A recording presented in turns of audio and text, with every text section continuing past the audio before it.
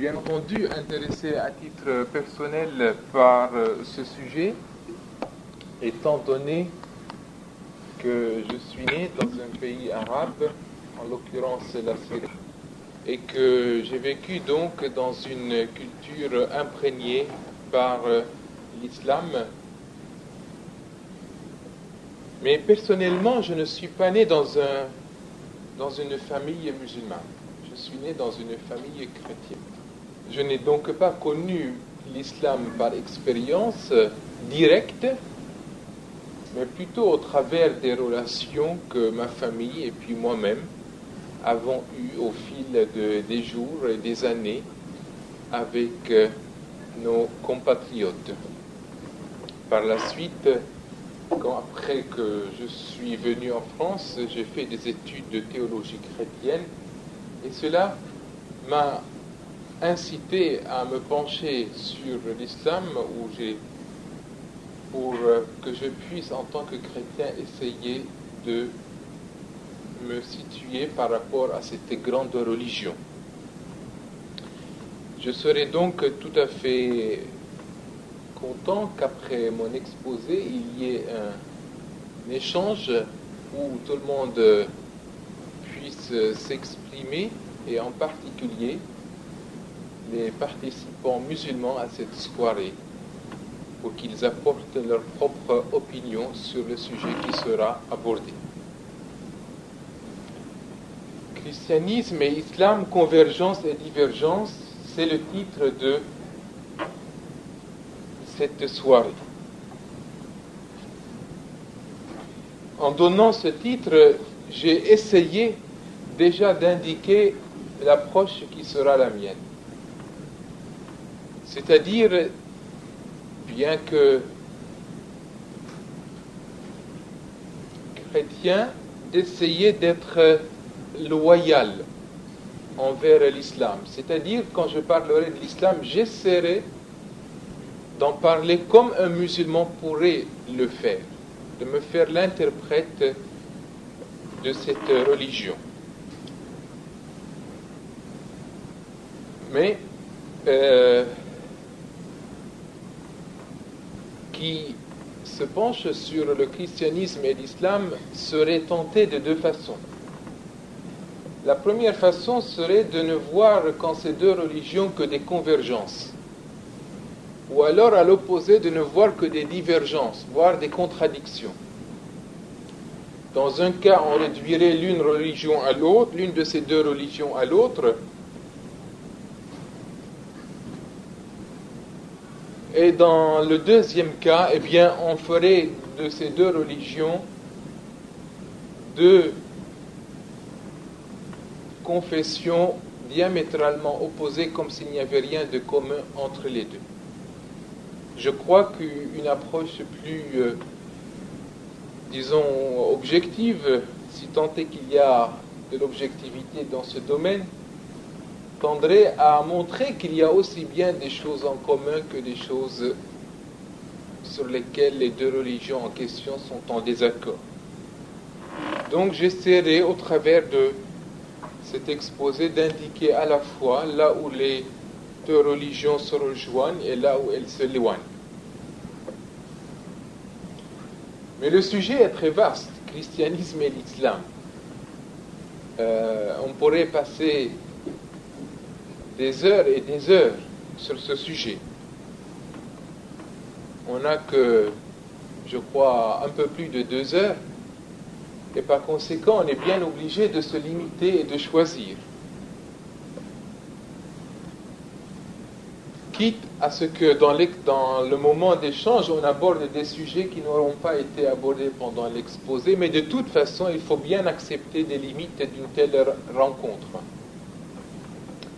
Mon approche sera prioritairement une approche théologique ou religieuse, si vous voulez, plutôt qu'une approche sociologique ou historique ou que sais-je encore. J'ai inscrit sur le tableau, pour que les choses soient aussi claires que possible, les 3 points principaux que je compte aborder. Le premier, 2 révélations le christianisme et l'islam, sont deux révélations écrites, respectivement dans la Bible et dans le Coran. En effet, ces deux religions se distinguent de beaucoup d'autres religions par le fait qu'elles se basent sur des écritures sacrées, sur une révélation consignée par écrit.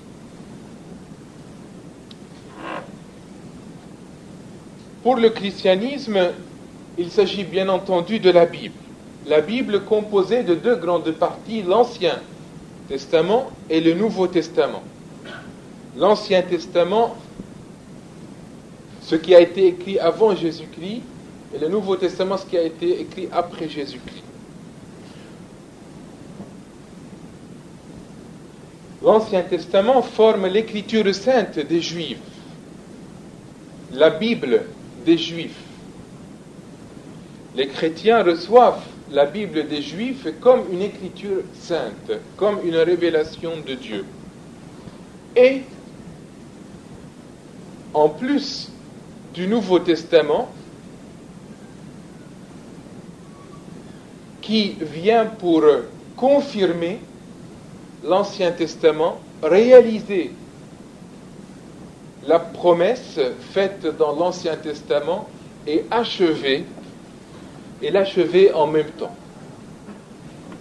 L'écriture sainte des chrétiens contient donc l'écriture sainte des Juifs également. Le rapport du Coran à la Bible est un peu similaire. C'est-à-dire, le Coran se veut également une écriture sainte révélée par Dieu pour confirmer les écritures antérieures, réaliser les promesses qu'elles contiennent et les compléter. Seulement, il y a une différence importante. Quand on prend le Coran, on ne trouve pas, si vous voulez, trois parties dans le Coran, à savoir l'Ancien Testament, le Nouveau Testament et le Coran proprement dit. Dans le Coran, on trouve 114 chapitres appelés chacun sourate, mais ces chapitres ne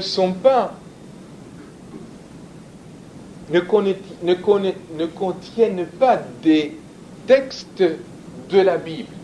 Il y a des événements qui sont rapportés dans la Bible, tels que la sortie du peuple d'Israël sous la conduite de Moïse du pays d'Égypte, ou bien la naissance de Jésus, et beaucoup d'autres choses. Il y a donc évocation d'événements bibliques dans le Coran, mais les textes bibliques ne font pas partie de l'écriture sainte des musulmans. Et ceci constitue une différence importante. Deuxièmement, concernant les dates, si on considère que le premier rédacteur de la Bible, c'est Moïse, et que Moïse a vécu à peu près au XIIe ou XIIIe siècle avant Jésus-Christ, et que le Nouveau Testament a été rédigé au cours du premier siècle de l'ère chrétienne, on se rend compte que les livres de la Bible ont été rédigés sur une très longue période, 13 siècles environ. Tandis que le Coran a été révélé sur une période relativement courte, de 610 de l'ère chrétienne, lorsque Mohammed a reçu sa première révélation, jusqu'en l'an 632, année de la mort du prophète. Ces révélations étant situées dans ces deux villes d'Arabie, d'abord la Mecque de 610 à 622 et puis la Médine de 622 à 632.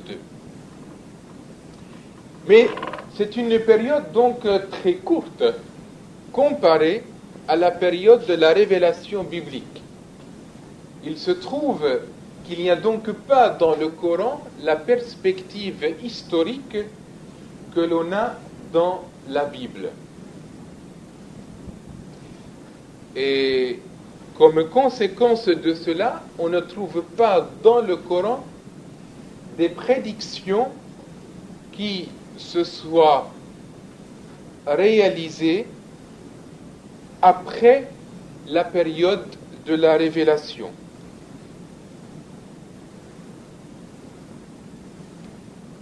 À la différence du rapport qu'il y a entre l'Ancien Testament et le Nouveau Testament, où le Nouveau Testament cite des textes de l'Ancien Testament qui ont été accomplis, en particulier ceux qui sont en rapport avec la venue et la mission de Jésus. Troisième point qui est important, c'est que les transmetteurs de la révélation ont, dans un cas, été très nombreux. Une quarantaine de transmetteurs, d'auteurs, une quarantaine d'hommes, et peut-être de femmes, ont rédigé la Bible, ont reçu la révélation biblique. Il y a donc une variété, une multiplicité de traductions, de transmetteurs de la révélation. Tandis que la révélation coranique n'a été donnée qu'à un seul homme, à savoir le prophète Mohammed. Cette différence est importante sur le plan de l'autorité d'un texte donné. Dans la Bible, comme dans le Coran, il est en effet dit qu'un témoignage, pour être établi comme véridique, il devrait être corroboré par un ou deux autres témoignages. Une chose est établie sur le témoignage de 2 ou 3 personnes, au moins. C'est peut-être la raison aussi pour laquelle le message de l'Évangile, qui est un message unique, est rapporté par quatre livres, récits, que constituent les évangiles. Les évangiles selon Matthieu, Marc, Luc et Jean.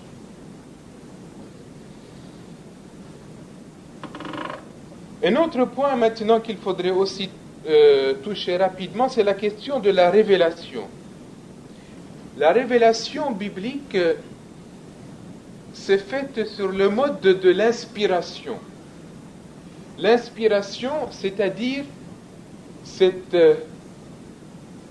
action de l'Esprit de Dieu dans l'esprit des hommes, cette action intérieure de l'Esprit de Dieu agissant dans l'esprit des hommes, les portant à mettre eux-mêmes par écrit sa parole.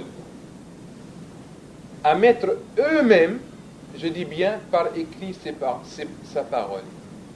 C'est-à-dire, la révélation par inspiration ne court-circuite pas les facultés des hommes, leur bagage culturel, leur personnalité. Elle passe au contraire au travers de la personnalité des auteurs humains, et même plus que cela, la parole de Dieu telle qu'elle a été formulée par les auteurs bibliques a été formulée de façon à tenir compte des destinataires eux-mêmes. Un exemple pour illustrer cela, Jésus parlait lui-même en araméen avec ses disciples. On aurait pu penser que les évangiles seraient écrits en araméen. Eh bien, pas du tout. Les évangiles ont été écrits en grec. Pourquoi ? Parce que s'ils avaient été écrits en araméen, très peu de gens auraient pu lire ces évangiles. Tandis que le grec était la langue la plus couramment utilisée par les peuples méditerranéens à l'époque. Et parce que la langue grecque était la plus accessible, les évangiles ont été écrits en grec. Révélation par inspiration, mais révélation pour la Bible, mais révélation par récitation pour le Coran.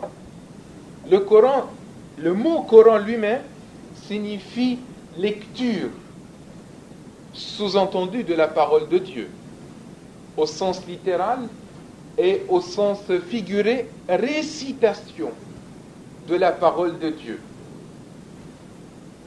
C'est ainsi que, selon la tradition musulmane, lorsque l'ange Gabriel est apparu à Mohammed, il lui a dit « Récite au nom de Dieu qui a créé.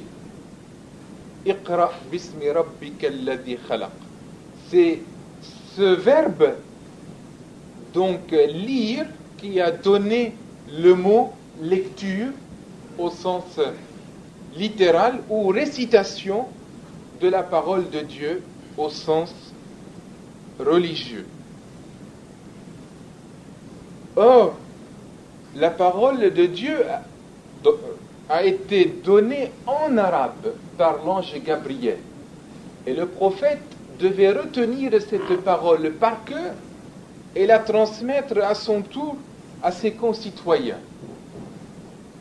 Autrement dit, Mohammed n'a joué aucun rôle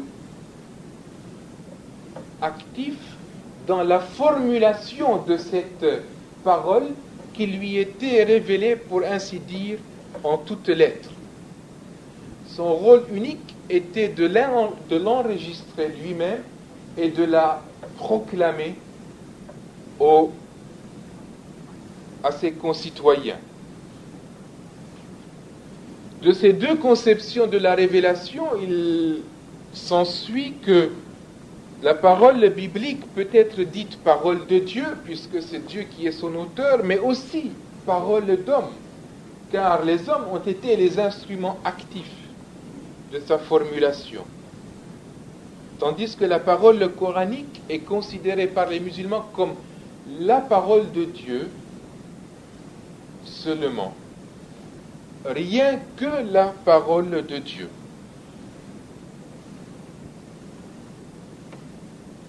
Quand on lit la Bible, quand on ouvre la Bible, et surtout le Nouveau Testament, on se rend compte qu'il y a une personne qui est au centre de ce livre. Et cette personne, c'est Jésus-Christ. Au fur et à mesure qu'on lit et qu'on étudie le Nouveau Testament, on se rend compte, mais j'y reviendrai un peu plus tard, sur cet aspect que Jésus-Christ n'est pas seulement le porte-parole de Dieu. Il est lui-même la parole de Dieu. Lui-même, non pas le révélateur de la parole de Dieu, mais la parole de Dieu elle-même révélée.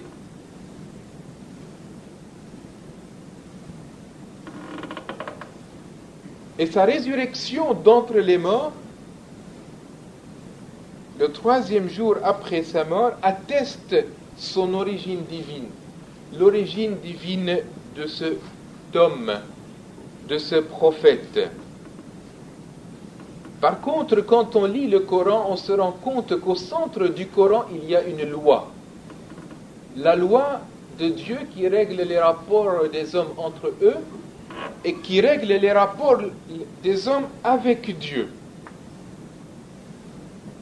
La loi, donc, est au centre du Coran. La preuve de l'origine divine du Coran est son excellence littéraire, c'est-à-dire sa qualité littéraire insurpassable, sa perfection littéraire. Cette perfection littéraire est donc le miracle qui prouve l'origine divine de cette parole. Et ce miracle est considéré comme d'autant plus persuasif que Mohammed lui-même était un homme illettré. Le miracle coranique repose donc sur sa qualité littéraire, la qualité littéraire de l'arabe coranique. D'où le fait que le Coran est intraduisible. L'intraductibilité du Coran, non pas qu'il ne soit pas possible de le traduire, bien entendu, il y a des traductions du Coran, mais le Coran traduit n'est plus la parole de Dieu. Il est considéré comme une paraphrase ou un commentaire ou de la parole de Dieu, mais n'est plus lui-même la parole de Dieu.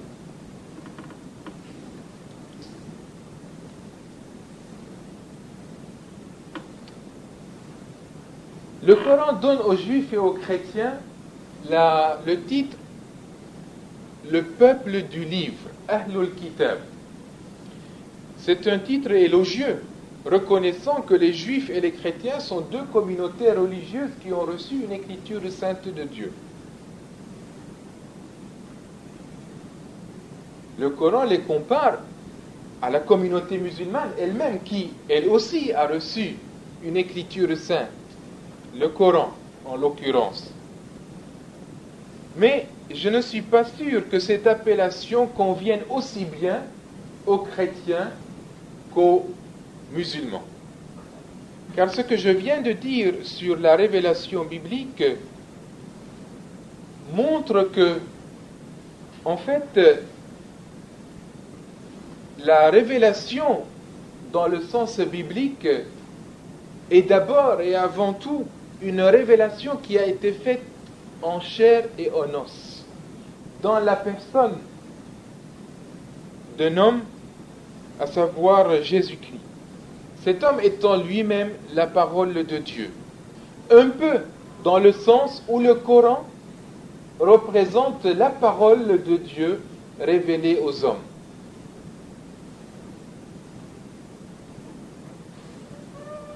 Révélation personnelle donc pour ce qui concerne la Bible, révélation littérale pour ce qui concerne le Coran.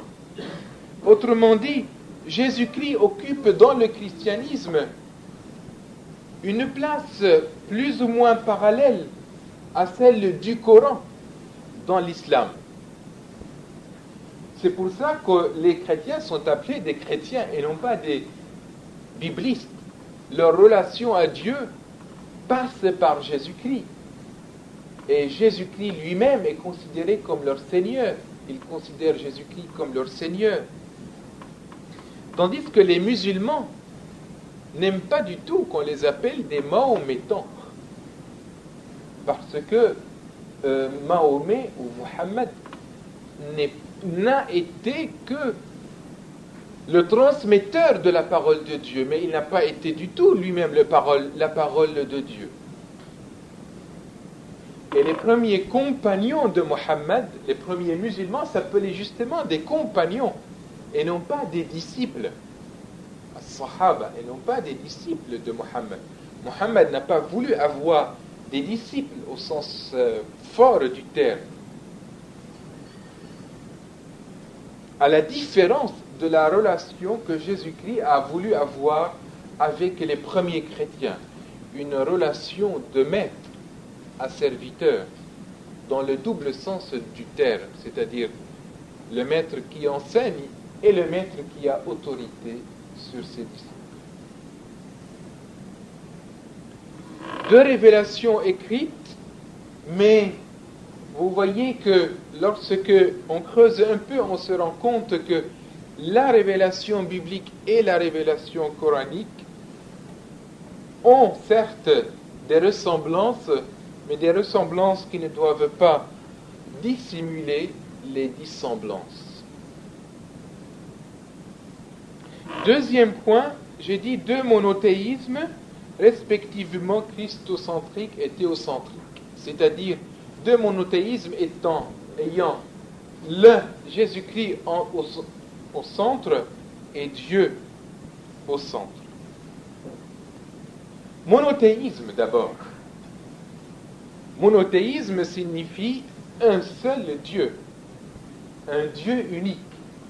Et en effet, le christianisme et l'islam sont deux religions fondamentalement monothéistes.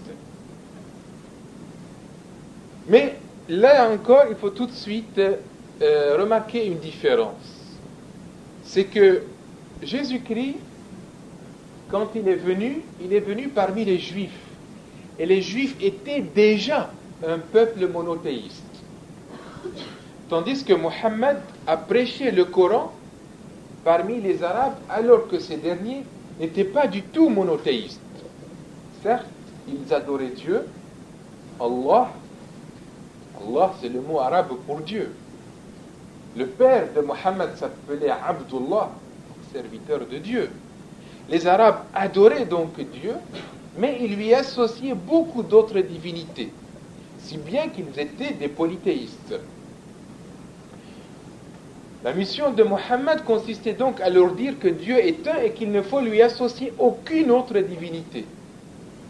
À la différence de Jésus, qui, comme je viens de le dire, est venu dans un peuple qui était d'ores et déjà monothéiste. Il était façonné par la révélation monothéiste de Moïse. Si bien que Jésus n'a pas eu à rappeler et insister auprès des Juifs que Dieu est un. Ceci était déjà acquis. Il l'a rappelé.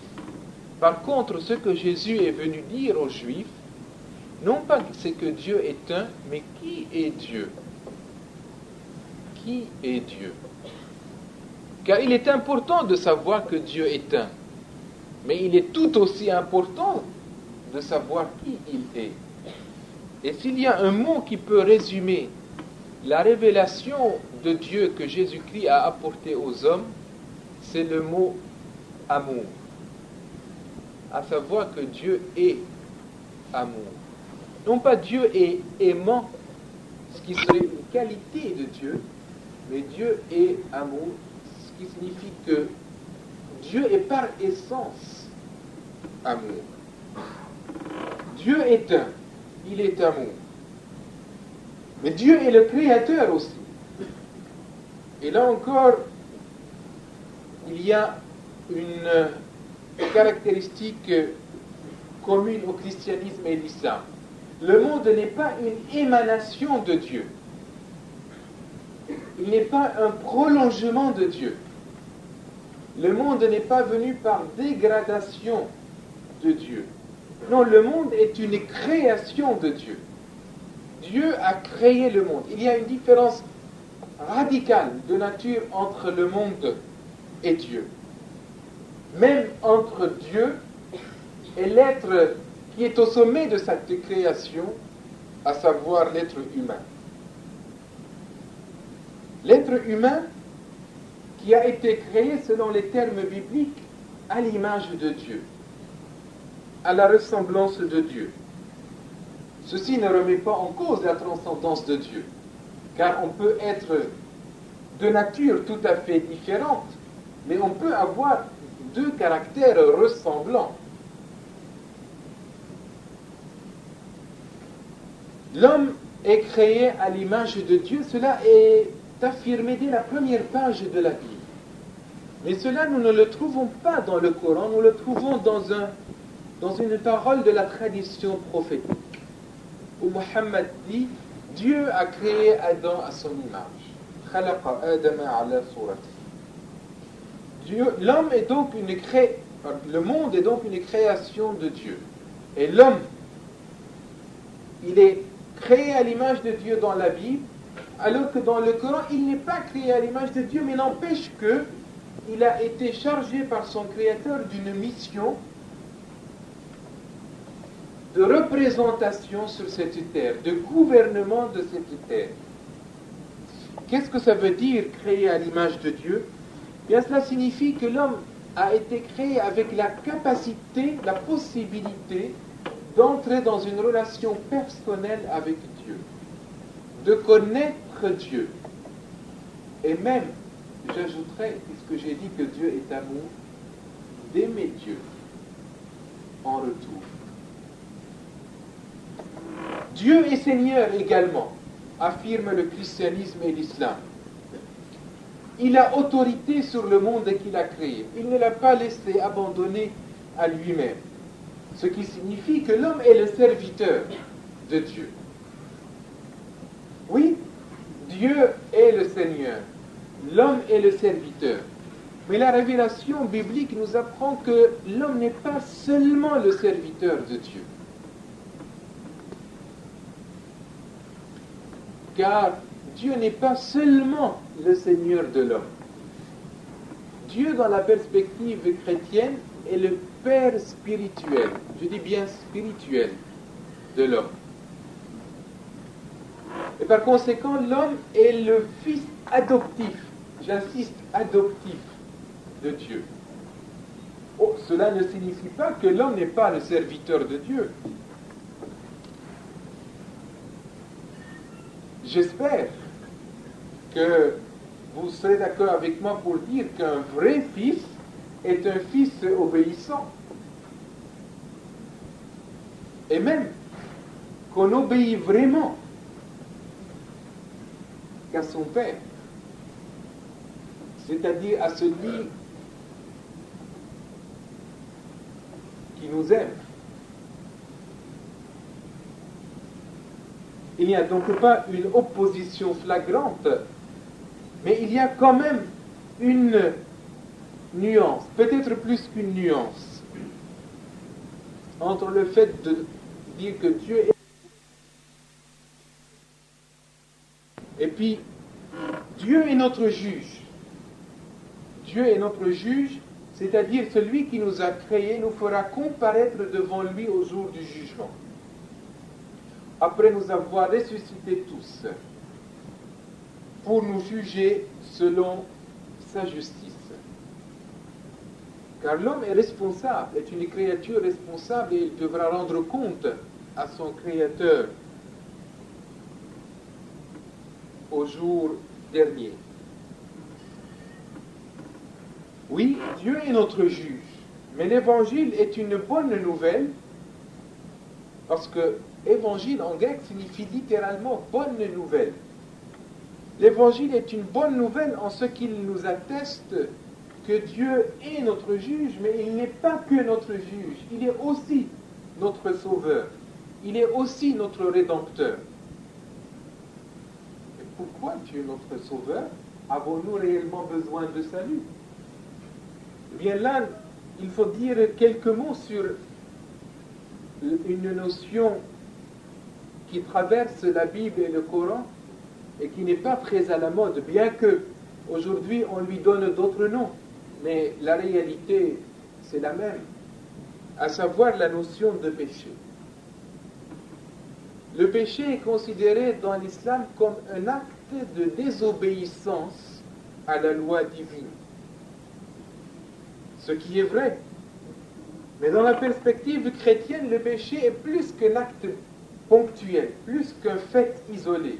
C'est un état, c'est une disposition intérieure de l'homme qui se traduit pas toujours par une révolte explicite contre Dieu, qui se traduit beaucoup plus souvent par une ignorance.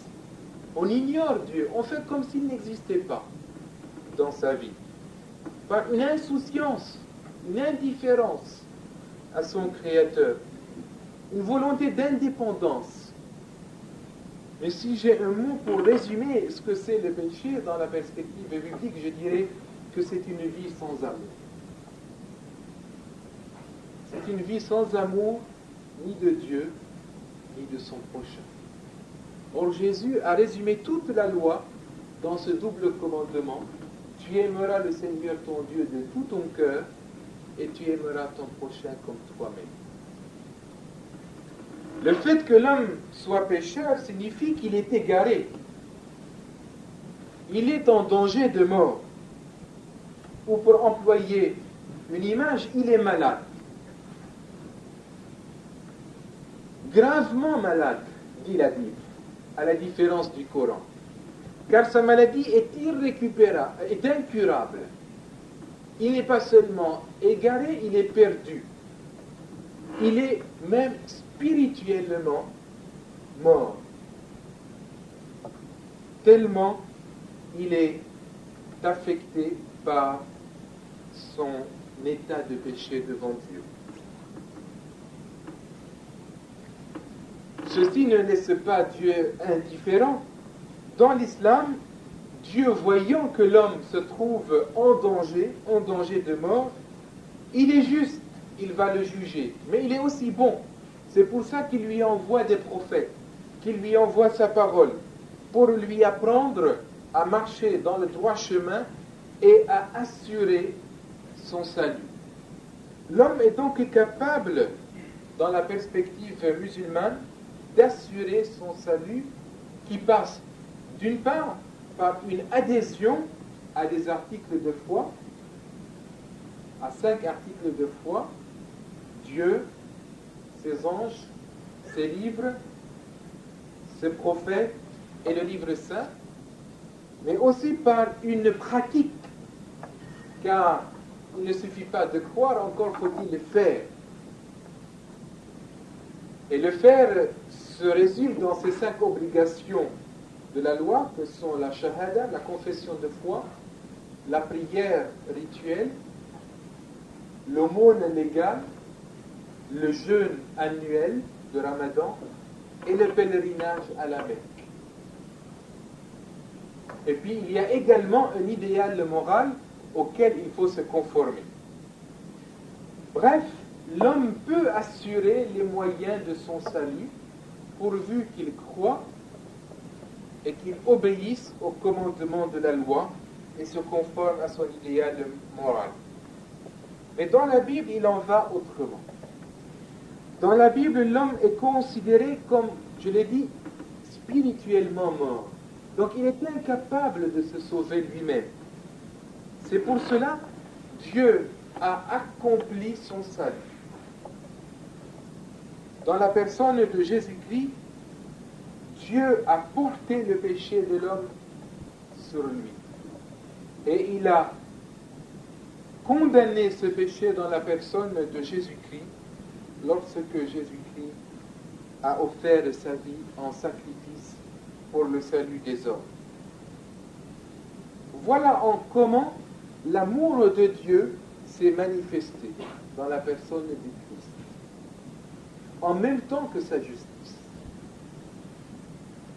Car dans la perspective chrétienne, Dieu est lui-même touché, affecté, attristé, j'ose dire bouleversé par cette situation où l'homme se trouve sans Dieu, par cette vie qu'il mène sans amour. Et plutôt que de le condamner, Dieu a voulu lui envoyer Jésus-Christ, seul homme innocent, pour qu'il porte son péché et qu'il soit condamné à sa place. Ainsi, la justice de Dieu se trouve satisfaite, car le péché a été puni. Mais l'amour de Dieu aussi se trouve satisfait, car l'homme, pourvu qu'il croit à Jésus-Christ, en son sacrifice, en sa mort substitutive, eh bien, il peut être assuré de son salut, du pardon de ses péchés. Dieu ne lui demande de faire aucune œuvre, mais simplement de croire à ce que lui-même a fait pour lui.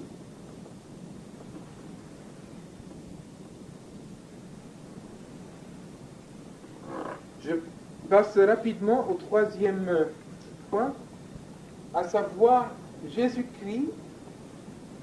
Deux regards sont portés sur Jésus-Christ par le christianisme et par l'islam, qui reflètent deux conceptions de Dieu. Dans le Coran, le nom de Jésus, c'est Isa. Dans les traductions arabes de la Bible, c'est Yeshua. Yeshua, c'est un mot qui vient de l'hébreu via le grec. Jésus, fils de Marie. Fils de Marie, ce qui montre que la conception miraculeuse de Jésus est attestée aussi bien dans le Coran que dans la Bible. Il est l'un des 6 grands prophètes.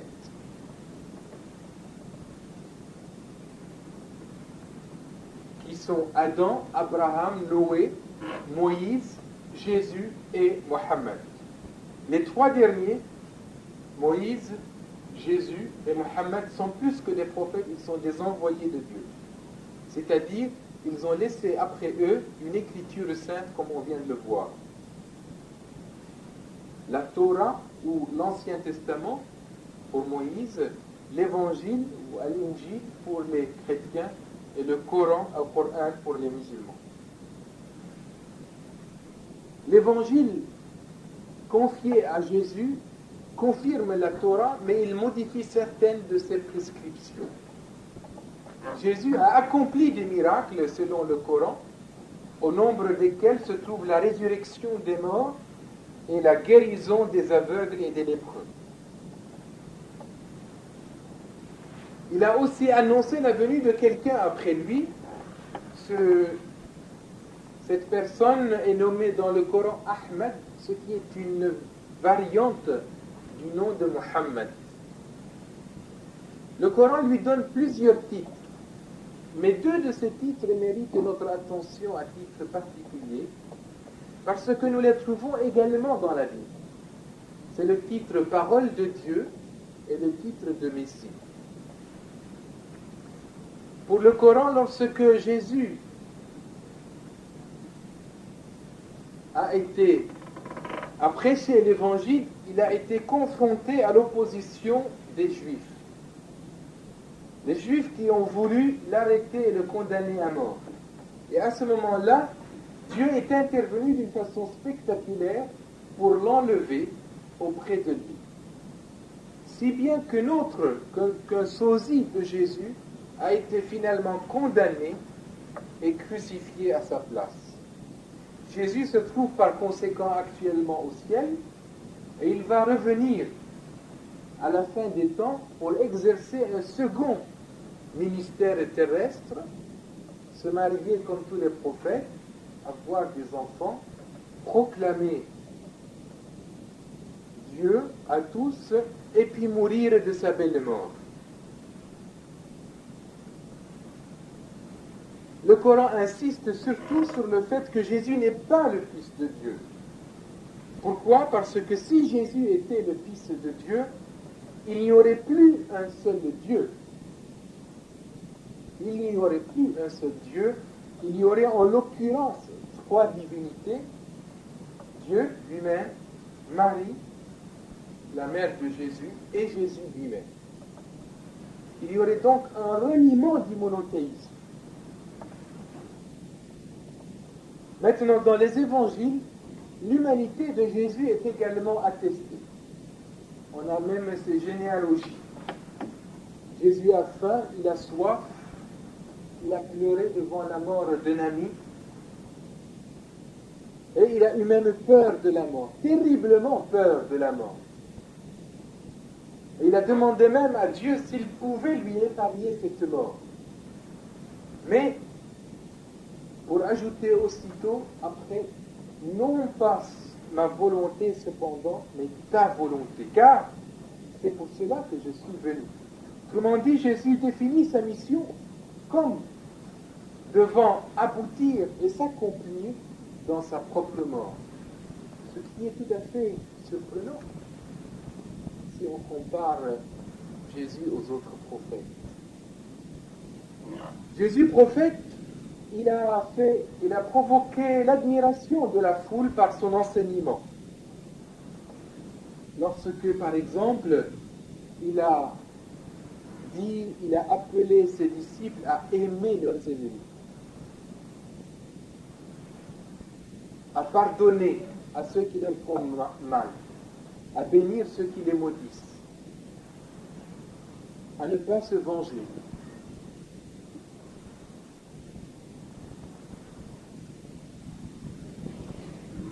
Mais Jésus ne dit rien d'autre dans un premier temps à propos de sa personne.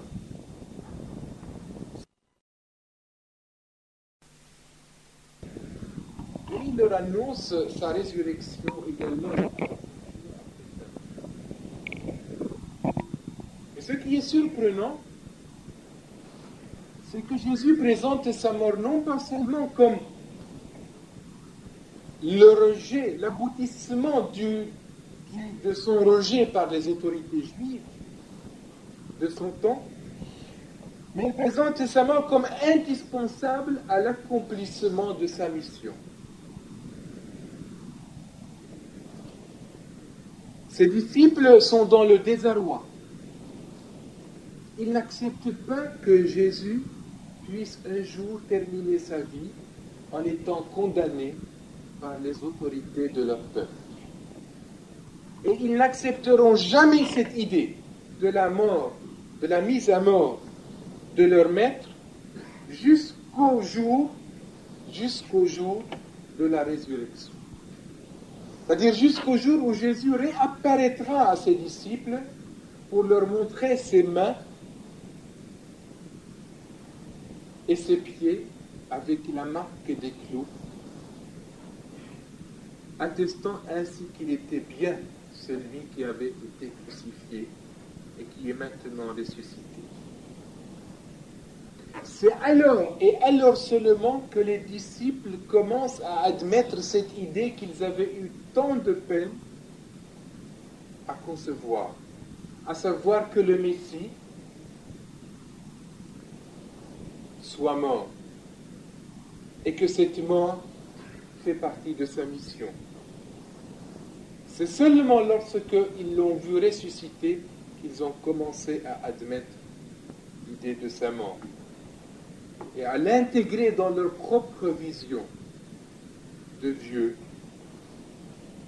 La même chose pour la divinité. Jésus ne met jamais en avant sa divinité devant ses disciples.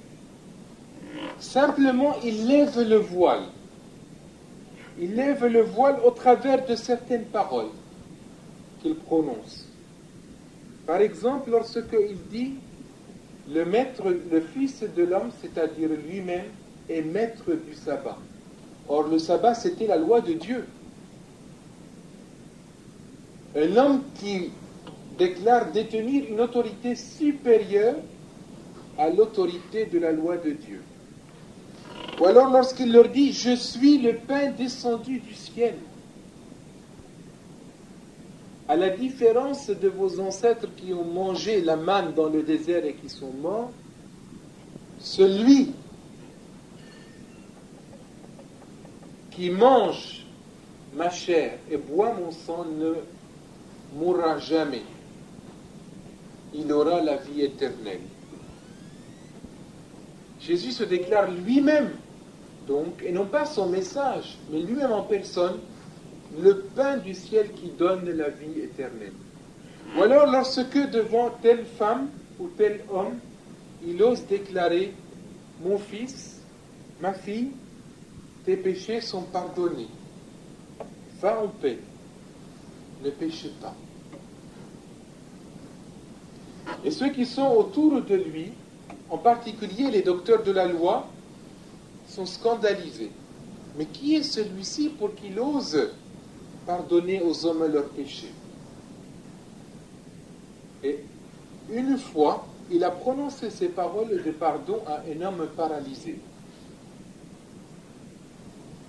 Aussi, pour prouver à ses opposant à ces docteurs de la loi qu'il avait bien le pouvoir de pardonner à cet homme ses péchés, il s'est adressé à cet homme et lui a dit « Lève-toi et rentre chez toi ».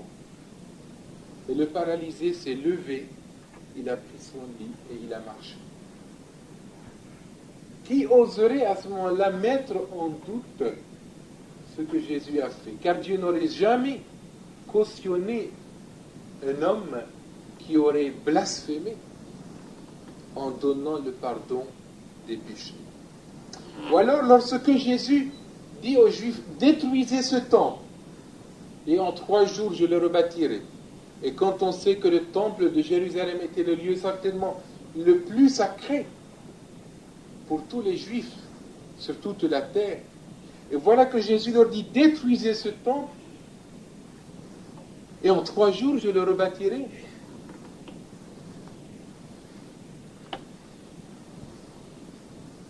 Les disciples se sont souvenus de cette parole au moment où ils se sont rendus dans le tombeau de Jésus et qu'ils ont trouvé le tombeau vide. Ils ont à ce moment-là compris cette parole de Jésus. Détruisez ce temple et le 3e jour je le rebâtirai. C'est-à-dire lui-même en personne ressuscité est le nouveau temple de Dieu.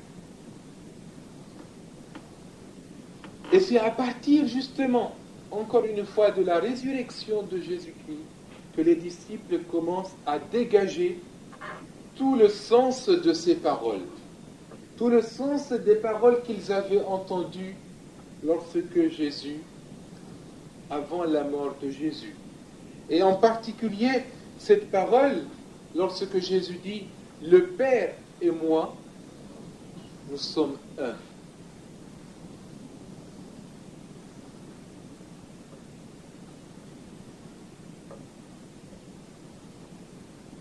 Jésus, pourquoi il a été condamné à mort? Eh bien, justement, il a été condamné à mort parce qu'il a osé répondre oui à ces questions, à ces 2 questions qu'on lui a posées lors de son procès. Es-tu le Messie? Es-tu le Fils de Dieu? Et Jésus a dit oui, sans chercher à minimiser la portée de cette réponse. Maintenant, pour comprendre le sens de ces paroles, imaginez un prophète quelconque. Imaginez Abraham. Imaginez Moïse. Imaginez Mohammed. Ressuscité le 3e jour après sa mort.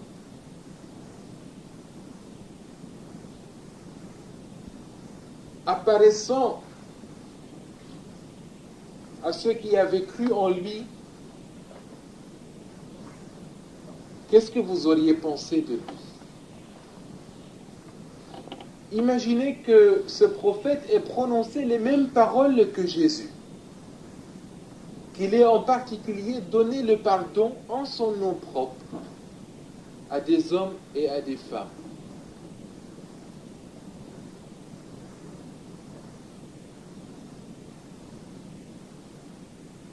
N'auriez-vous pas commencé à vous poser la question, et si cet homme était plus qu'un prophète?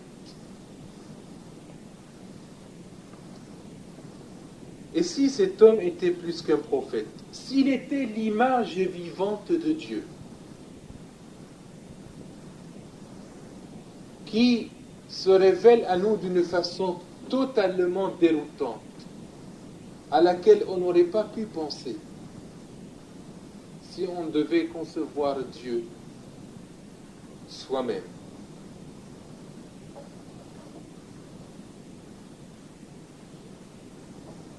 C'est exactement la démarche des disciples de Jésus. En tant que Juifs, ils étaient à 1000 lieues d'admettre que Jésus-Christ puisse être mis à mort. Ils étaient à 1000 lieues d'admettre que Jésus-Christ puisse être le Fils de Dieu. S'ils l'ont admis, ils l'ont fait contraint et forcé à partir du jour où ils l'ont vu ressusciter où ils ont commencé à se rappeler les paroles et les gestes qui étaient les siens avant qu'ils soient mis à mort. Alors si il y a deux regards qui sont portés sur Jésus-Christ, je crois en effet que ces deux regards reflètent deux conceptions de Dieu. Dieu est notre Créateur. Est-il aussi notre Sauveur? C'est-à-dire, pouvons-nous admettre que Dieu a démontré sa puissance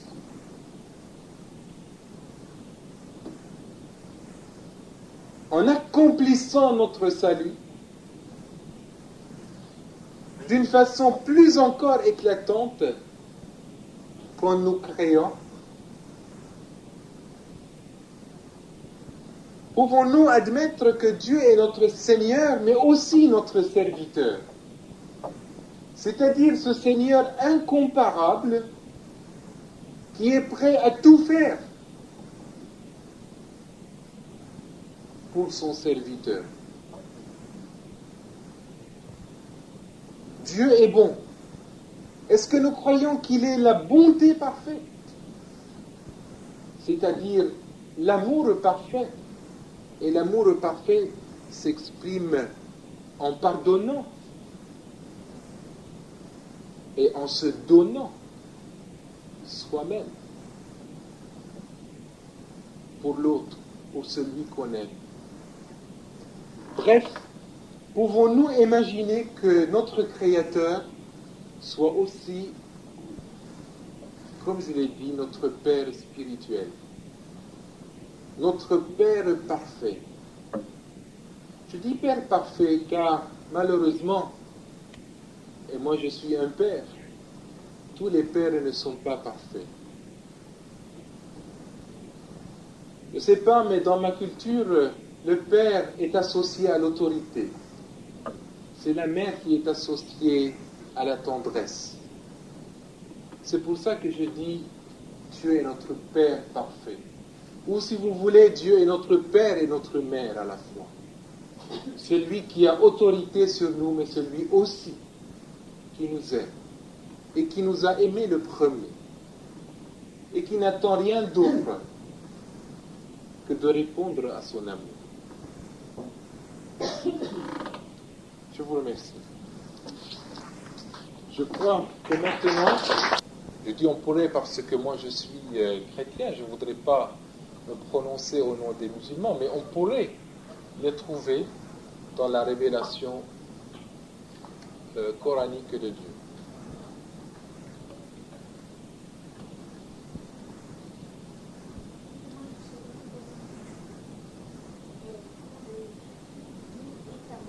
Oui.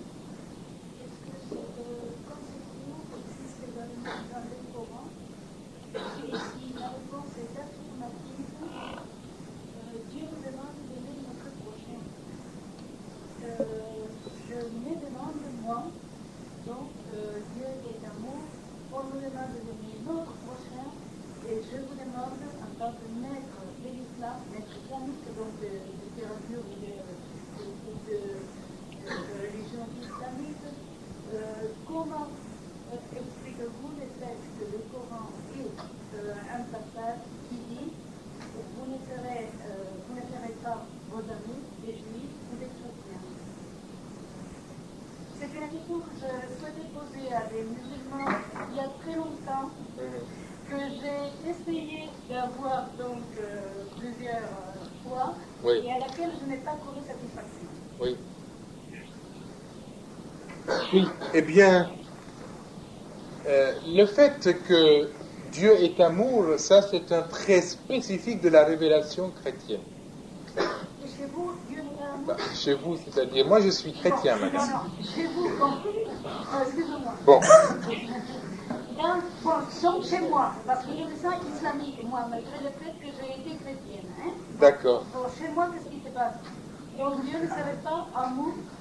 Eh bien, moi, quand j'ai dit Dieu est amour, je ne fais que citer une parole du Nouveau Testament. Hein. Ce n'est pas une élaboration, une spéculation personnelle, c'est une citation de l'évangile que vous pouvez trouver dans la première lettre de Jean.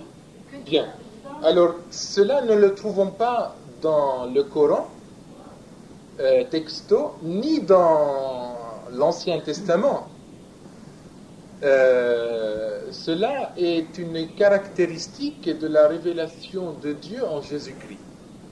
Dans le Coran, il est dit que Dieu est bon, Dieu est miséricordieux, Dieu aime, mais il aime ceux qui font sa volonté. Il n'aime pas ceux qui ne font pas sa volonté. Si bien que le mot amour ici doit être pris dans le sens de approuver ceux qui font sa volonté. Parce qu'il dit qu'il n'aime pas ceux qui ne font pas sa volonté. Donc l'amour de Dieu est relié à l'obéissance de l'homme. Et en tout cas, beaucoup de commentateurs musulmans interprètent l'amour de Dieu dans ce sens-là, dans le sens d'une approbation, d'un soutien, que Dieu accorde à ceux qui suivent son chemin. Il serait donc ça, le père aimant qui aime ses enfants, même s'ils ne font pas toujours ce qui a été ordonné. Non, Dieu en tant que Père spirituel, ça encore c'est une révélation spécifiquement christique, si j'ose dire. Ce n'est pas une révélation mosaïque ni coranique. Alors, quant au verset biblique, au verset coranique que vous avez cité, à savoir, ne vous faites pas des amis parmi les juifs et les chrétiens. Il y a aussi un autre verset du Coran que l'on peut citer. Dites-moi, d'abord celui-là, parce que j'ai l'autre après. D'abord celui-là, parce que j'ai l'autre en tête. C'est celui-là qui me fait. Non, mais justement, on ne peut pas prendre un texte et l'isoler des autres textes. D'accord. Alors, Non, mais peut-être que... d'accord.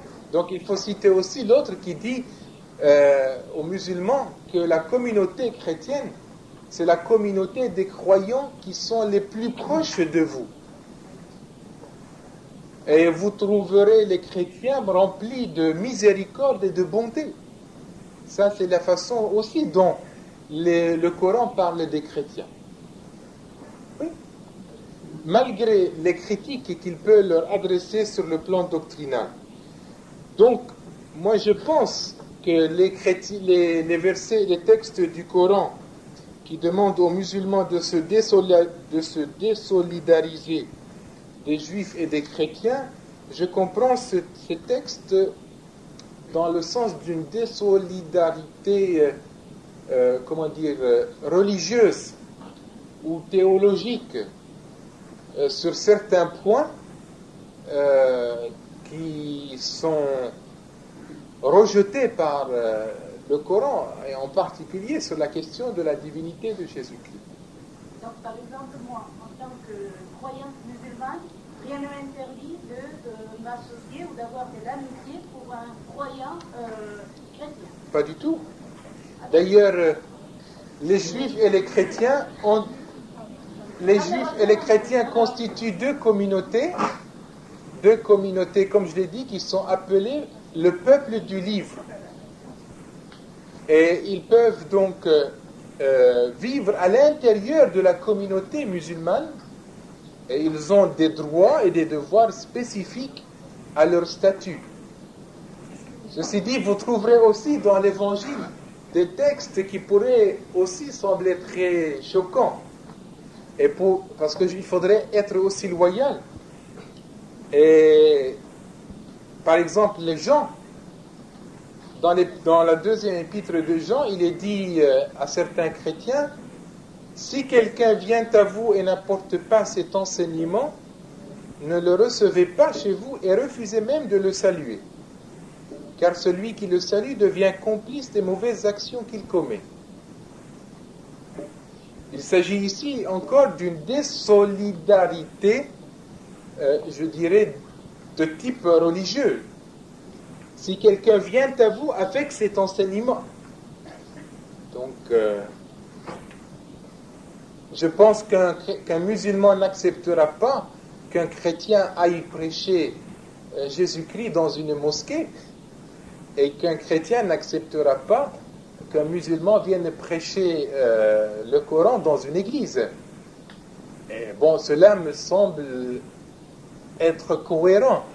Et ceci dit, cela n'empêche pas que l'on puisse, dans une enceinte universitaire comme ici, parler les uns et les autres de nos désaccords. Et de toute façon, les désaccords théologiques ne sont pas, heureusement, incompatibles avec les bonnes relations que les uns et les autres peuvent avoir. Oui?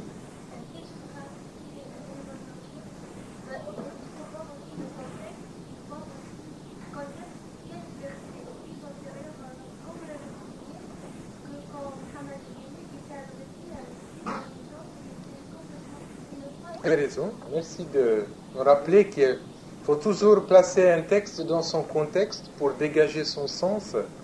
Sinon, on risque de faire un contresens. Problème d'ordre historique entre le Coran et la Bible.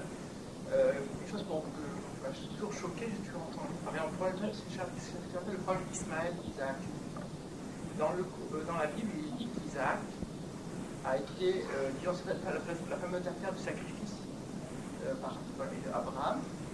C'est-à-dire, il aurait été, Dieu aurait demandé à Abraham de sacrifier son fils pour qu'il l'aurait substitué par un agneau. La même chose est rappelée dans le Coran. Autre chose curieuse, j'ai lu le passage coranique, il n'est nulle part question d'Ismaël, et par contre, la plupart des musulmans affirment que c'est Ismaël. Et beaucoup de personnes arguent de cette manière-là des divergences entre le Coran et la Bible. Ouais. Oui, c'est vrai que le même récit, disons le même événement plutôt, le même épisode est rapporté dans la Bible et dans le Coran. Dans la Bible, dans le livre de la Genèse, il est clairement dit qu'il s'agissait de son fils Isaac. Dans le Coran, le fils n'est pas nommé. Certains commentateurs coraniques estiment qu'il s'agissait d'Isaac et d'autres estiment qu'il s'agissait d'Ismaël. Il est vrai que d'après les conversations que j'ai pu avoir avec des musulmans, ils auraient tendance à penser qu'il s'agissait d'Ismaël. Enfin, l'essentiel n'est pas là. L'essentiel, si on se limite à cet épisode, c'est que Dieu a voulu mettre la foi d'Abraham à l'épreuve. Et ce sens de cet épisode est très clairement attesté, aussi bien dans le Coran que dans la Bible. Dieu a voulu mettre Abraham à l'épreuve en lui demandant de lui offrir son fils. Est-ce que Abraham le ferait ou pas? C'est-à-dire, est-ce qu'il aimerait assez Dieu pour aller jusque-là dans son obéissance? Est-ce qu'il aimerait Dieu finalement plus que son fils? Est-ce qu'il aimerait Dieu plus que son fils? Or, son fils était certainement l'être le plus cher.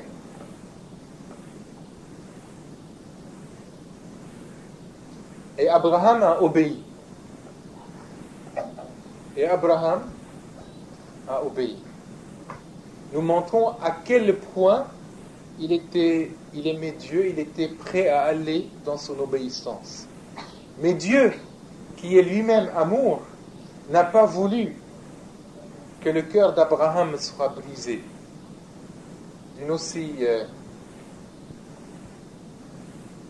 Par un drame aussi tragique qui se serait passé dans sa vie.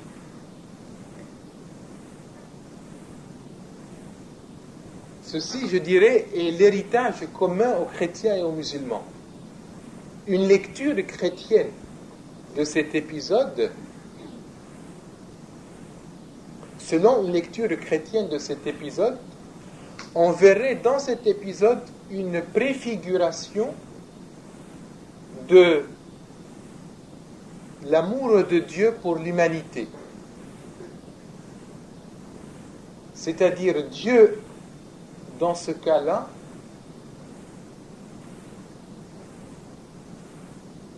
aurait aimé les hommes tellement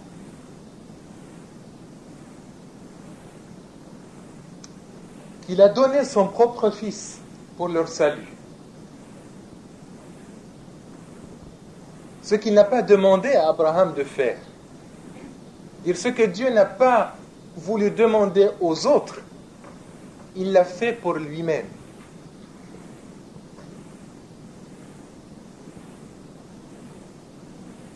Ce que Dieu n'a pas voulu faire, n'a pas voulu demander à Abraham par amour pour Abraham, par compassion pour Abraham, eh bien Dieu l'a fait pour nous-mêmes.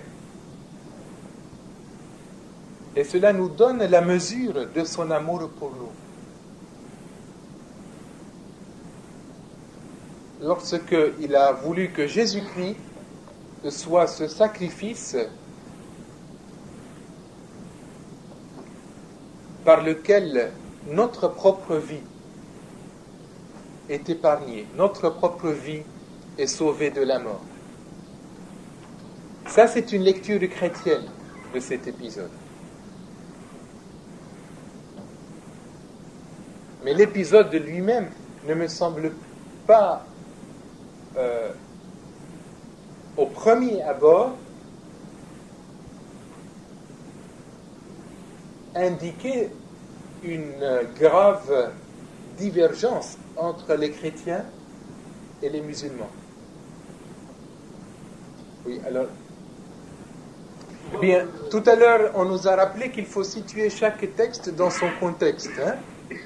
Et or, cette sourate qui dit « Qul huwallahu ahad, Allahu samad, lam yalid wa lam yulad wa lam yakun lahu kufuwan ahad » c'est-à-dire dit Dieu et le samad, je ne sais pas comment il faut traduire, l'immuable, l'absolu, il n'a pas enfanté et il n'est lui-même pas enfanté et il n'a pas d'égal. Bien, c'est une sourate mécoise qui a été donc adressée à des mécois, à des polythéistes mécois qui associaient à Dieu des divinités. Et notamment, ils considéraient que Dieu avait des filles. Et le Coran ironise avec ces Arabes polythéistes en leur disant quoi? Vous auriez des fils, des mâles, et Dieu n'aurait que des filles. Sachant la misogynie que les Arabes avaient pour le sexe dit faible. Donc il faut placer chaque texte dans son contexte. Beaucoup de textes coraniques visent le polythéisme mécois. Mais maintenant, il est vrai qu'il y a des textes coraniques qui visent, je dirais, la divinité de Jésus-Christ. Mais, là encore, placés dans leur contexte, il me semble que ce que le Coran rejette, c'est une fausse représentation de la divinité de Jésus-Christ.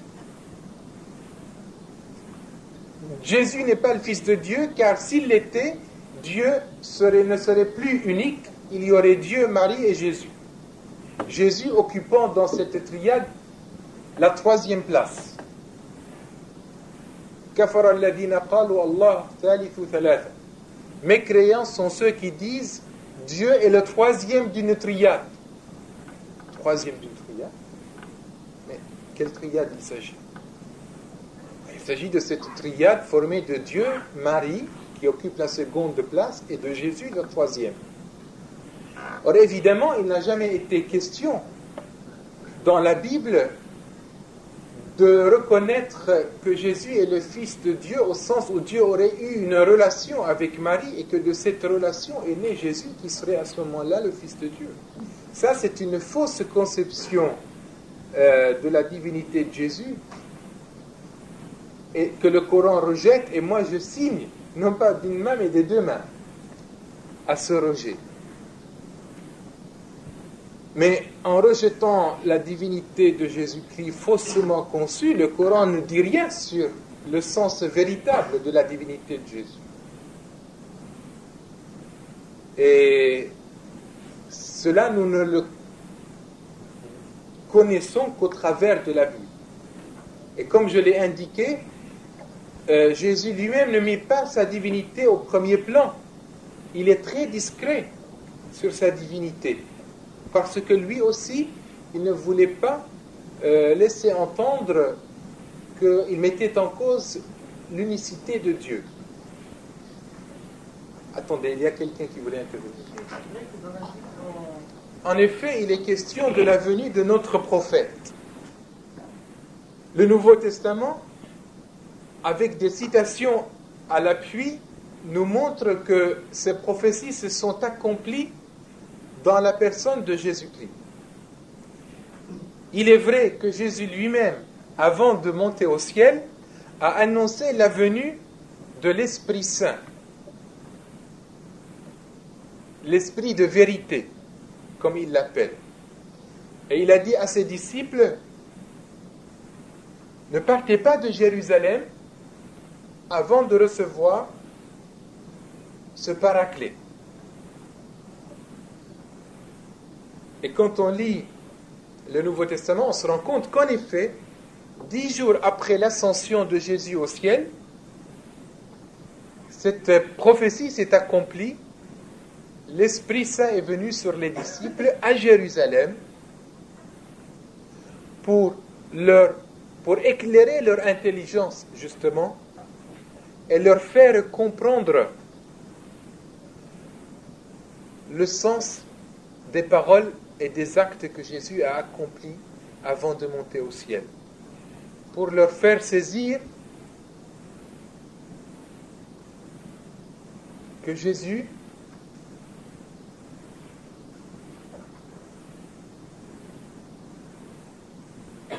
est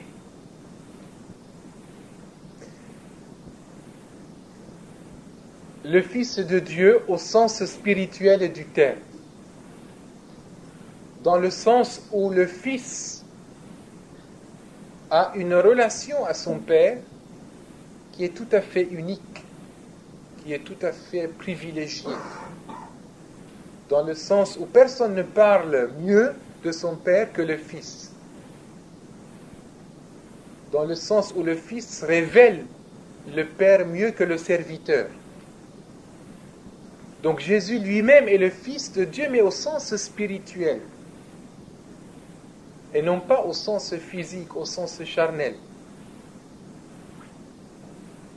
Il est, pour éviter le mot fils, parce que je comprends bien que le mot fils soit chargé de connotations humaines, dans le sens où la parole de Dieu est l'expression de Dieu lui-même.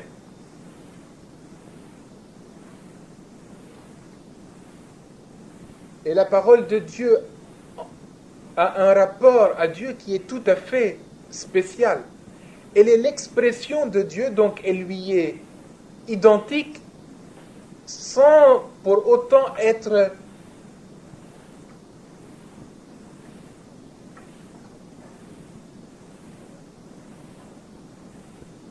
confondue avec lui.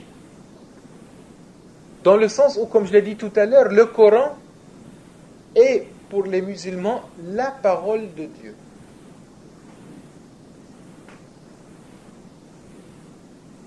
La parole de Dieu qui n'est ni tout à fait Dieu, ni tout à fait autre que Dieu.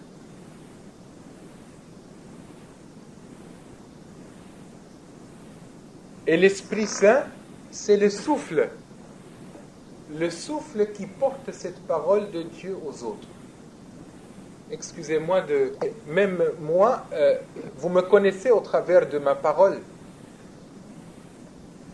Si je ne vous avais pas parlé ce soir, vous n'auriez probablement pas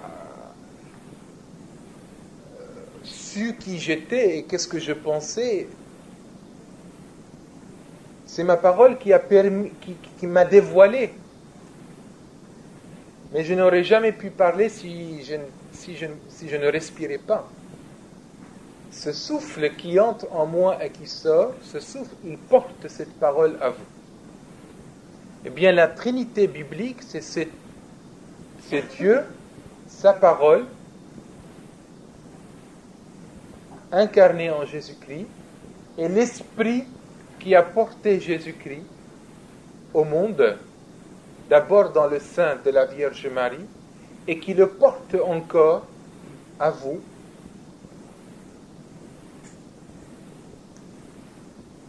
Chaque fois que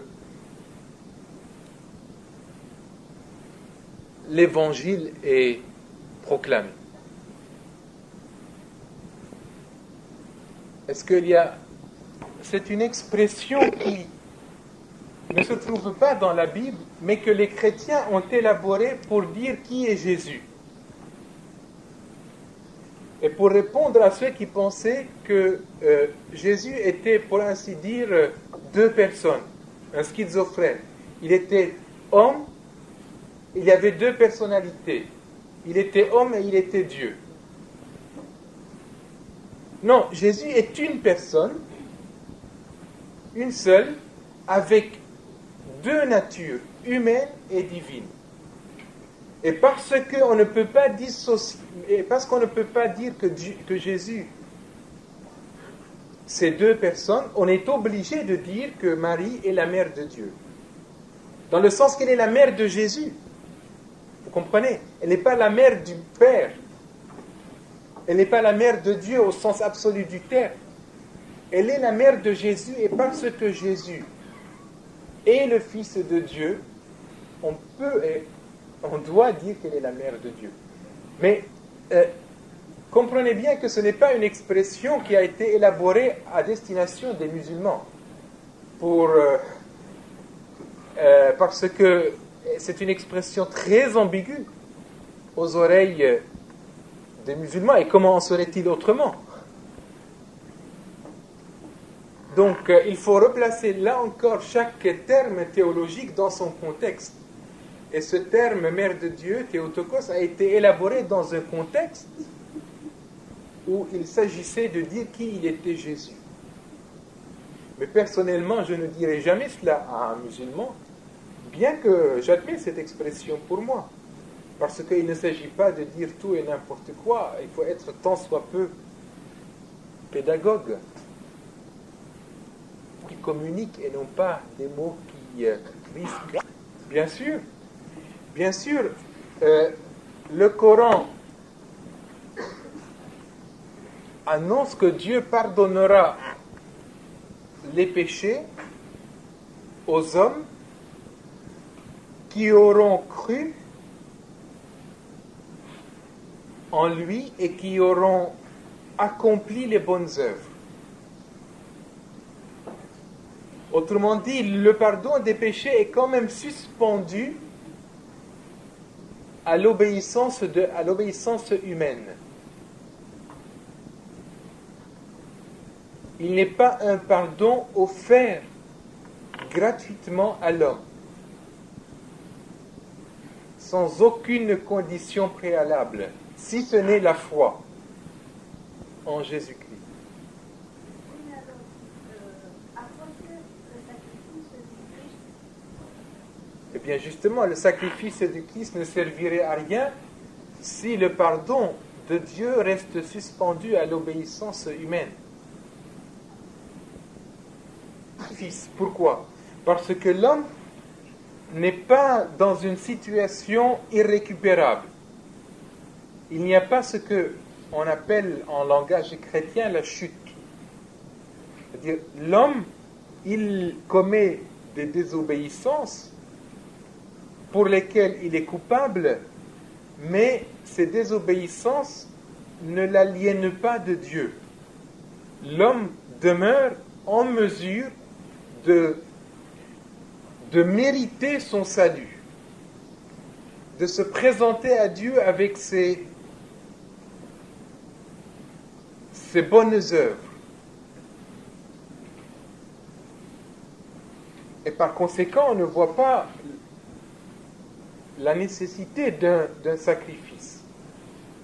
Tandis que dans la perspective chrétienne, l'homme est spirituellement mort, c'est-à-dire même une bouée de secours ne suffirait pas à à le sauver de la mort. Je trouve que dans la jeunesse musulmane, toutes les tendances se manifestent. Il y a un éloignement de la religion chez certains et au contraire un retour à la religion chez d'autres. Par exemple, dans un monde, en France, à Montpellier concrètement, il y aurait, disons, si vous voulez, Bonjourna, en tant que musulmane, un certain laxisme de la part de certains musulmans dans la jeunesse. Donc, est-ce que c'est à cause donc de cette bouée de sauvetage que Dieu lance à l'homme? Je ne sais pas. Je ne sais pas. Je ne sais pas. Si quelqu'un dit que Dieu n'attend aucune. Vous dites que l'homme est tombé, il est spirituellement mort. Oui. Donc vous ôtez les capacités humaines. Voilà. Eh bien, sur la première question, que l'homme soit responsable, bien sûr l'homme est responsable dans le christianisme et dans l'islam. Le point que je voulais souligner, c'est pas que dans un cas il est responsable, dans l'autre il ne l'est pas. Dans les deux cas il est responsable. Mais dans le christianisme, tout en étant un être responsable, il est incapable de s'approcher de Dieu, de connaître Dieu par ses propres moyens.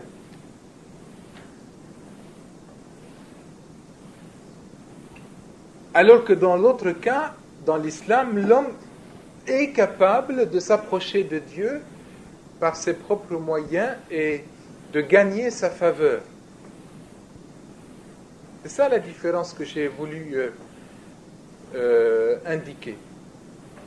Ce n'est pas sur la responsabilité de l'homme qui est reconnue par les deux religions, mais sur la capacité de l'homme à s'approcher de Dieu en vertu de ses mérites dans l'islam ou dans son incapacité de l'homme à s'approcher de Dieu sur la base de ses mérites dans le christianisme. Maintenant, sur la question de la fiabilité des textes bibliques, je crois que le mieux serait de consulter les spécialistes, c'est-à-dire ceux qui étudient ces textes, ceux qui passent leur vie à étudier les manuscrits bibliques.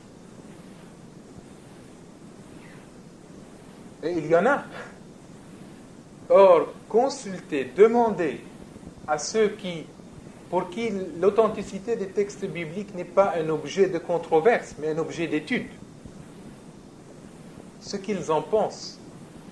Et vous verrez qu'il n'y a pas un spécialiste des manuscrits de la Bible qui remettrait en cause la fiabilité de ces manuscrits. C'est-à-dire le fait qu'ils ont été transmis de génération en génération sans que leur contenu soit altéré. C'est qu'ils ont été aussi traduits dans de multiples langues sans que ces traductions aient porté atteinte à leur contenu. Au contraire, parce que il y a des milliers de manuscrits et des centaines de traductions, les conditions pour une telle vérification sont réunies. Parce que plus vous avez des manuscrits et plus vous avez des traductions, plus vous avez la possibilité de les confronter, ces manuscrits les uns aux autres, et ces traductions les unes aux autres. Et par conséquent, de vérifier concrètement si ces textes ont été transmis fidèlement ou pas. Or, il n'y a pas un chercheur qui étudie ces textes sérieusement et qui met en doute la fiabilité de ces textes. C'est un objet de controverse uniquement. Et généralement, ceux qui portent cette controverse du côté musulman, malheureusement, ils ne sont pas eux-mêmes des spécialistes de la question.